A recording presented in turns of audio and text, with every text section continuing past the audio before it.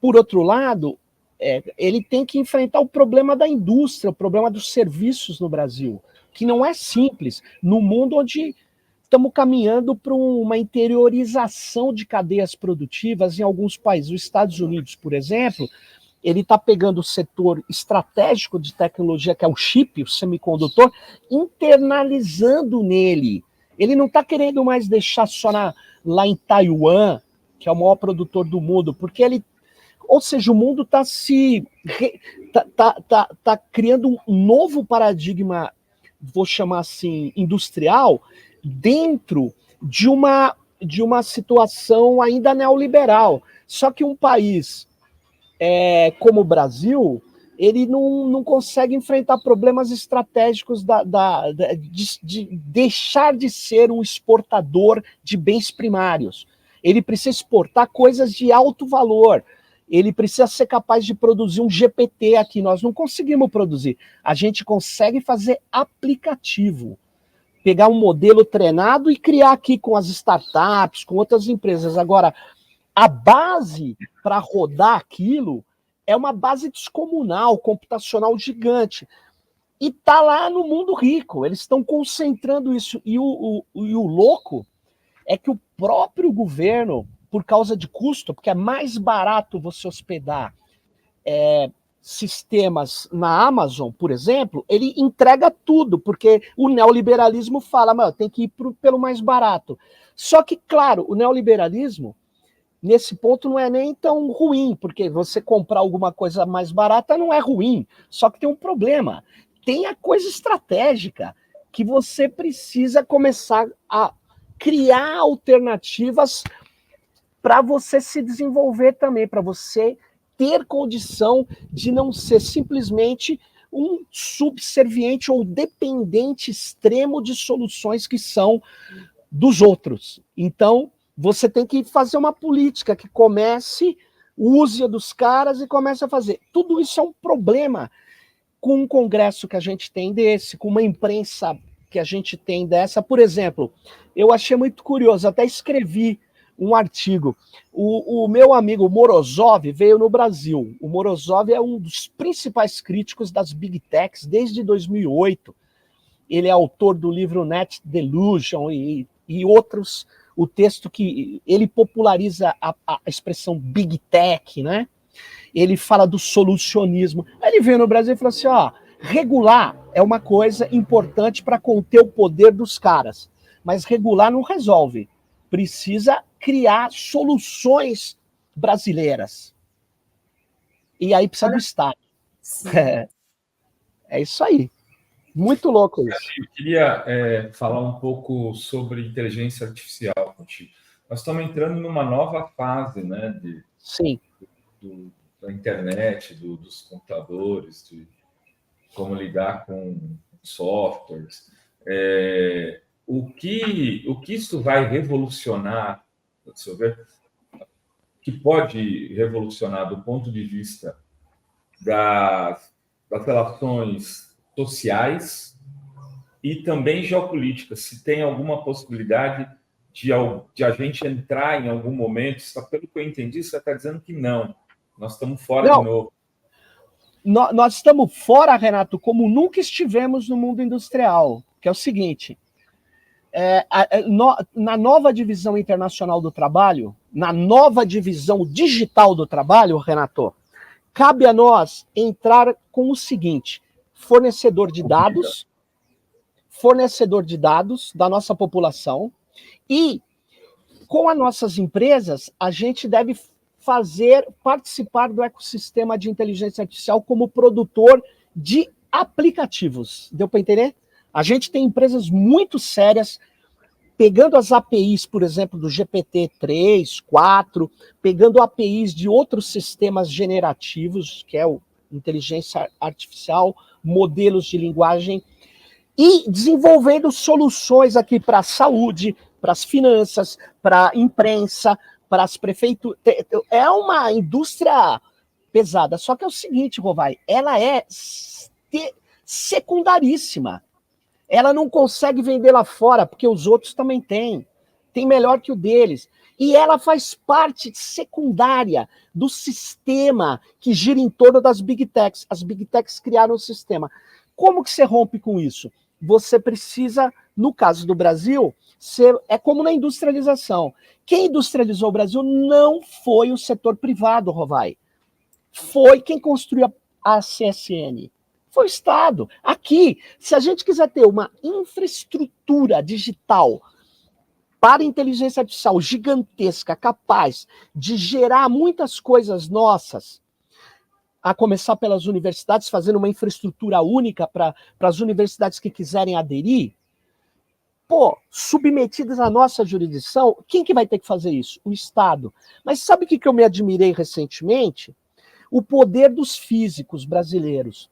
Não sei se vocês sabem, os físicos teóricos no Brasil têm um laboratório teórico aqui na Unicamp que custou 1,5 bilhão para ser construído.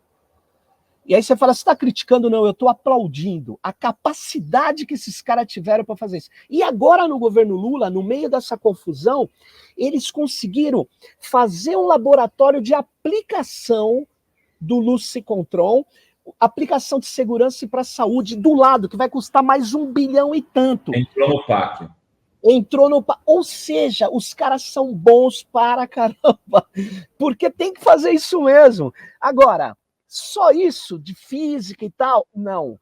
E a inteligência artificial que é estratégica?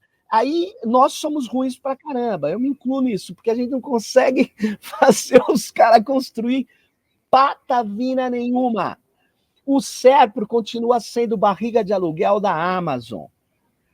É um negócio assustador, cara. Então, a gente tem algum problema aí, cara. Eu sei que a briga aqui é muito séria, né? Porque mais da metade, quase 70% do dinheiro de TI, do mercado de TI, é do governo. É o governo que compra, entendeu? Então, quando a gente cria um puxadinho para fazer mesmo que comece pequeno, você está tirando o dinheiro que ia para as Big Techs. Aí o lobista vai, põe matéria na capa da Veja, faz o deputado fazer um discurso, faz os caras entrar. Então, nunca para desenvolver tecnologia no Brasil foi fácil. Sempre foi luta política. Foi construir a Petrobras.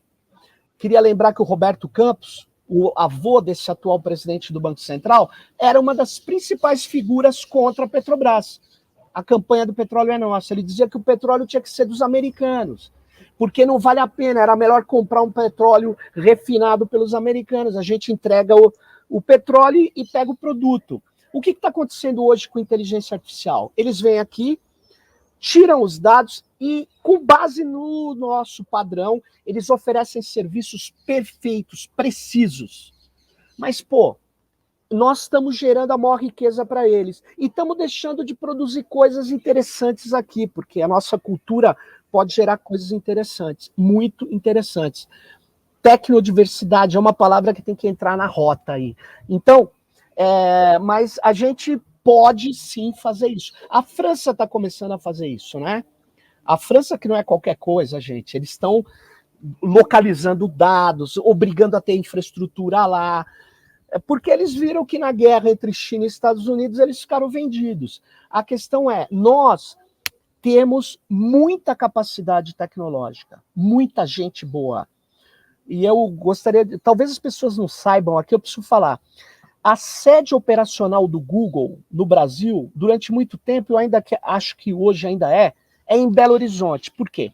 Porque para o Google, ele comprou a empresa incubada na UFMG, Universidade Federal de Minas Gerais, que desenvolveu o mecanismo de busca avançado do Google, entre outras coisas. Então, não é que o Google montou a empresa lá, não, o Google comprou a empresa brasileira.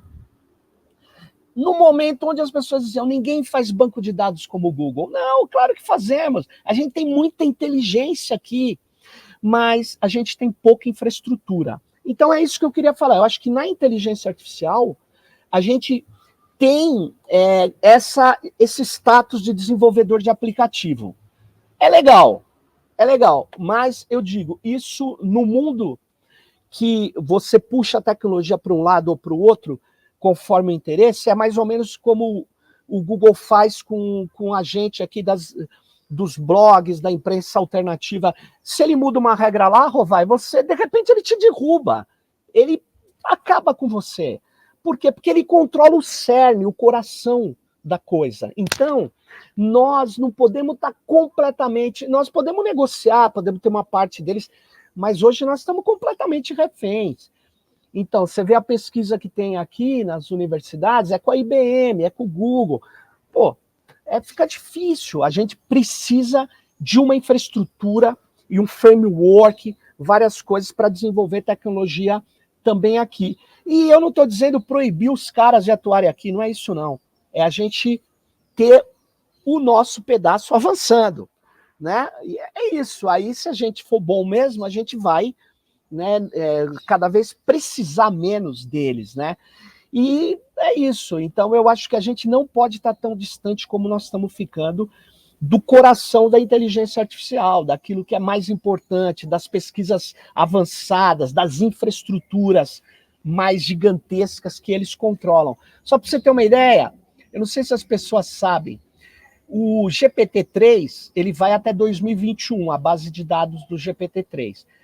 Ela é de 490 bilhões de textos. Cara, é muita coisa. Aí você fala, não, mas isso é fácil para um computador. Um computador não consegue. Eles têm uma estrutura, Rovai, uma estrutura para treinar o modelo e que foi controlada por 178 bilhões de parâmetros para poder responder como um humano para a gente. E imagine agora, quando você faz uma pergunta aí, você que está nos ouvindo, faz uma pergunta, eu quero saber como fazer um bolo de chocolate irlandês.